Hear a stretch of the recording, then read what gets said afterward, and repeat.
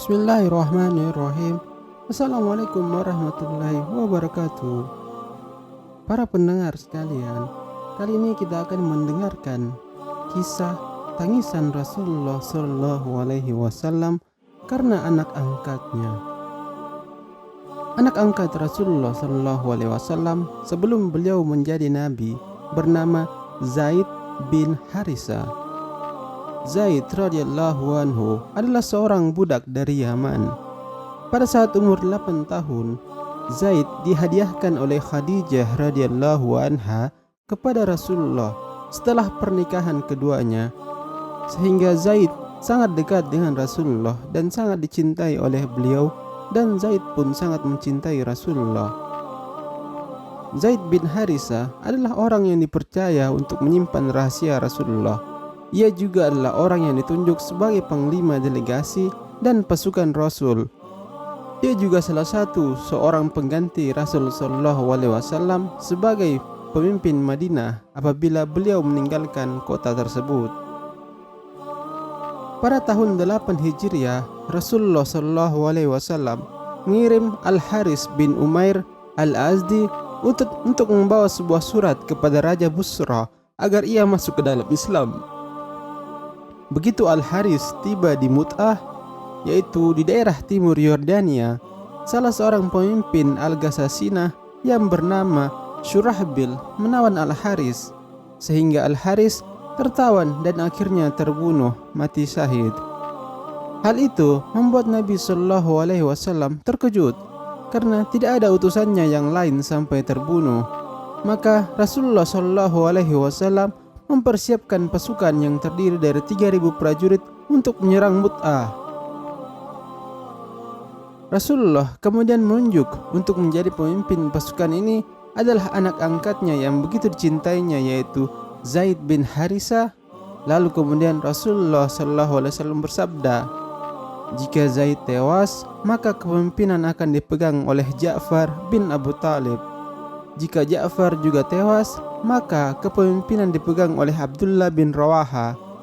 Jika Abdullah bin Rawaha tewas, maka pasukan muslimin harus memilih salah satu dari mereka untuk menjadi pemimpin.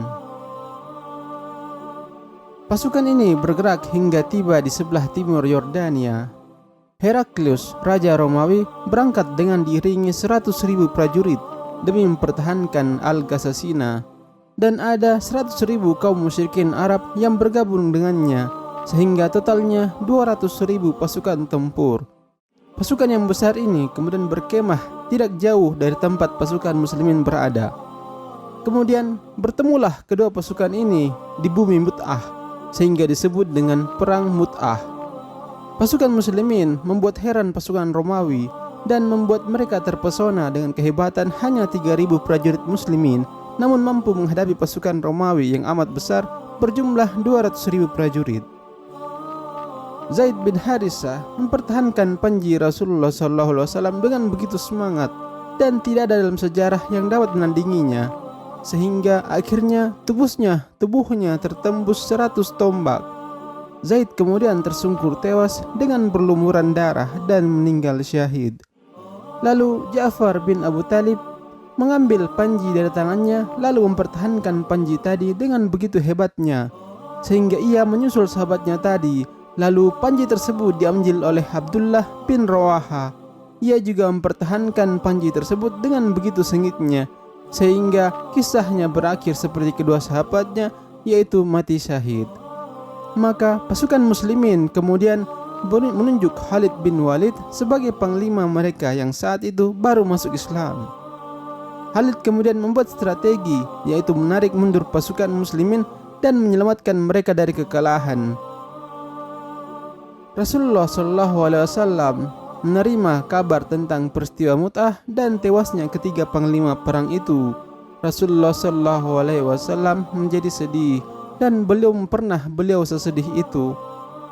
Rasulullah lalu pergi ke keluarga mereka untuk memberikan bela sungkawa.